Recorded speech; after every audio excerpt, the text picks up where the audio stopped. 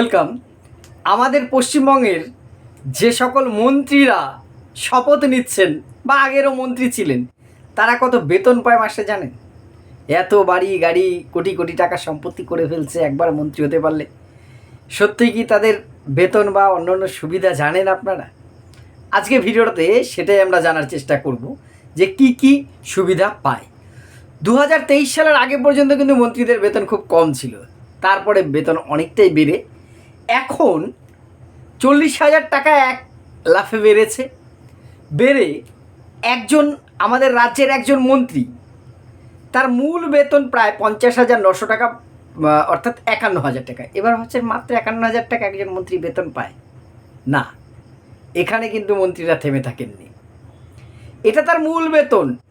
এর পরে তার বিভিন্ন ভাতা আছে, এলাকার উন্নয়ন তহবিল আছে, নির্বাচনী এলাকা, যে এলাকার থেকে তিনি বিধায়ক নির্বাচিত হয়েছেন। জানেন, মন্ত্রী হতে গেলে তাকে যে কোনো একটি কেন্দ্র থেকে 294টা কেন্দ্রের মধ্যে যে কোনো একটি কেন্দ্রের অবশ্যই বিধায়ক হতে হয়।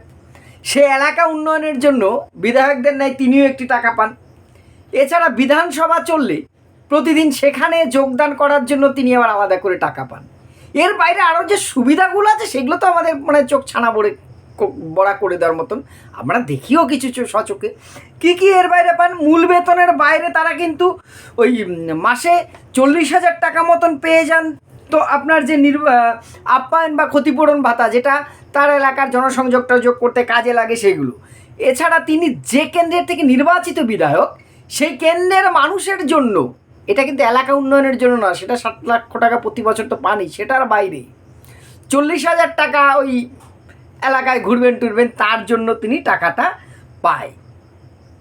এছাড়া আর কি পায়? বিধানসভা চলাকালীন প্রত্যেক দিন হাজিরা খাতায় সই করলে 2,000 টাকা করে তার আছে। এছাড়া বিভিন্ন মন্ত্রী বিভিন্ন কমিটির মধ্যে থাকে, কিন্তু সেই কমিটির বিভিন্ন মন্ত্রী বৈঠক হয়, সেই মন্ত্রিমণ্ডলীর বৈঠক বা কমিটির বৈঠকে উপস্থিত থাকলে বিভিন্ন কমিটির বিভিন্ন ভাতা কিন্তু রয়েছে। এই সব মিলিয়ে টিলিয়ে ভাতা টাতা দিয়ে প্রায় 1.5 লক্ষ টাকার উপরে প্রতি মাসে একজন মন্ত্রী তার পকেটে ঢোকেন। 1.5 লক্ষ টাকার বেশি। এবার এখানেই কিন্তু থেমে যায়নি, এর বাইরেও একজন মন্ত্রী আরও যে জিনিসগুলো পায়, নির্বাচনী এলাকায় একটা অফিস করতে পারেন তিনি, ঠিক আছে। এছাড়া বই ম্যাগাজিন এগুলো পড়াশোনা, আমাদের মন্ত্রীরা কে কতটুকু করে সেটা জানি না, যদিও বহু শিক্ষিত মানুষ আদিকাল থেকে এখনও পর্যন্ত আছেন, তাদেরকে শ্রদ্ধা জানাই। কিন্তু সাথেই টিপসই মার্কা মন্ত্রীও তো আমাদের রাজ্যে দেশে আমরা দেখে থাকি।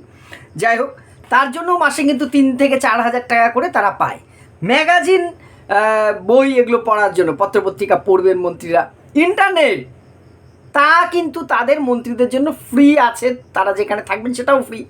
এছাড়া বাইরে যে মোবাইলে ইন্টারনেট লাগবে তার জন্য মাসে 2,000 টাকা পায়। আমরা জানি আমরা 250 টাকা 300 টাকা রিচার্জ করলে 1 মাস ফ্রি পেয়ে যাই, কিন্তু তা নয়, তাদের জন্য 2,000 টাকা। জানে না 2,000 টাকার কত ইন্টারনেট লাগে।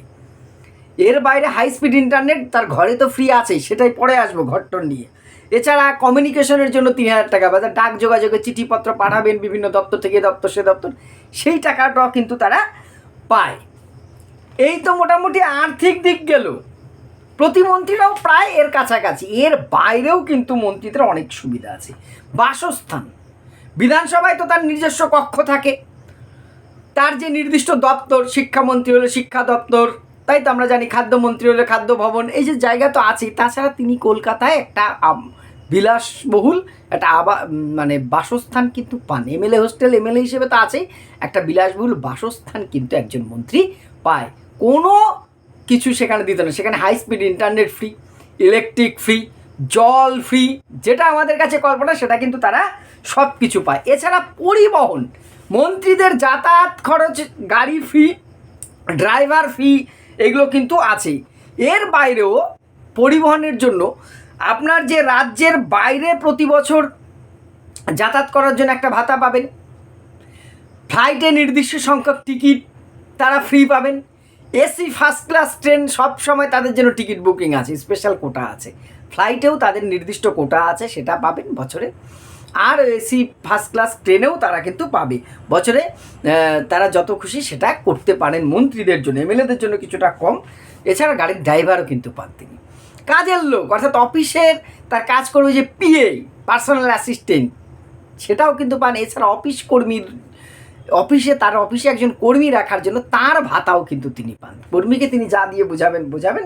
এছাড়া নিরাপত্তা Z+, Y+ সিকিউরিটি কেন্দ্রীয় মন্ত্রীরা বা রাজ্যের কিছুজন পেলেও রাজ্য সরকারের নির্দিষ্ট নিরাপত্তা পাইলট কার্ড এই ধরনের নিরাপত্তা কিন্তু তারা সর্বদা পান।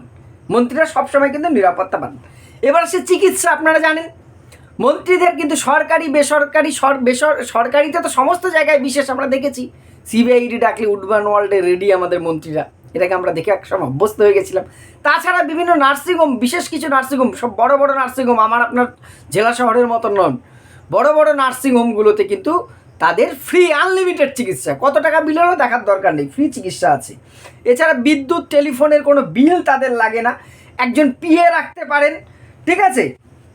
এছাড়া নির্দিষ্ট একটি অফিস মন্ত্রীর থাকবে, সেই অফিস ভাড়া থেকে শুরু করে তার অন্যান্য যা কিছু খরচ সব কিছুই কিন্তু তিনি একজন মন্ত্রী সেই সুবিধা কিন্তু পেয়ে থাকেন। এই হচ্ছে মন্ত্রীদের মোটামুটি সুবিধা। তাহলে বেতন তো তার 1.5-2 লাখ টাকা গেলই, তার বাইরে দেখুন তার গাড়ির ড্রাইভার, অফিস, তার টাকা, নির্বাচনী এলাকার জন্য আলাদা টাকা, অফিস করার জন্য আলাদা টাকা, অফিসে কর্মী রাখার আলাদা টাকা, PA আলাদা টাকা, চিকিৎসা ফ্রি, যাতায়াত ফ্রি, ইন্টারনেটের জন্য পয়সা, ম্যাগাজিন পেপার পড়বে তার জন্য পয়সা, বাড়ি বিলাসবহুল সেটা ফ্রি, সমস্ত কিছু কিন্তু free free free free free free চলছে এবং যথেষ্ট সুবিধা আমাদের রাজ্যের মন্ত্রীরা পায়।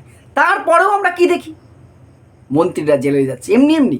দেখুন, যে দল ক্ষমতায় আসে সেটা দেখার আমার দরকার নেই। মোটামুটি এই জায়গায় অনেক দলেরই, সব দলেরই এই ধরনের পচা আলু আছে, কোনো দলের একটু বেশিই আছে। আমরা দেখেছি আমাদের রাজ্যে শিক্ষামন্ত্রীকে জেলে থাকতে, পরিবহন মন্ত্রীকে প্রাক্তন দেখেছি আমরা জেলে থাকতে, খাদ্যমন্ত্রীকে দেখেছি আমরা জেলে থাকতে, দেখিনি? এত কিছু পাওয়ার পরেও একটা ভাবুন তো, এই কটা টাকা তার তো দরকারই হয় না। এর বাইরে আমরা জানি অলিখিত উপরি ইনকাম, সেটা নিয়ে আমরা বলার দরকার নেই, সেটা আমিও জানি, আপনিও জানেন। তারা বিভিন্ন সময় বিভিন্ন মন্ত্রী, সৎ মানুষ নেই সেটা আমি বলছি, নিশ্চয়ই বহু সৎ মন্ত্রী আমাদের ভারতবর্ষে আছে, তাদেরকে স্যালুট জানাই, কিন্তু সেইগুলো তো নিশ্চয়ই আছে। এর পরেও আমাদের রাজ্যের, আমাদের দেশের মন্ত্রীদের চুরি করার দরকার পড়ে। একবার ভাবুন তো, লোভটা সম্বরণ না করতে পারার ফলটা কোথায় যাচ্ছে।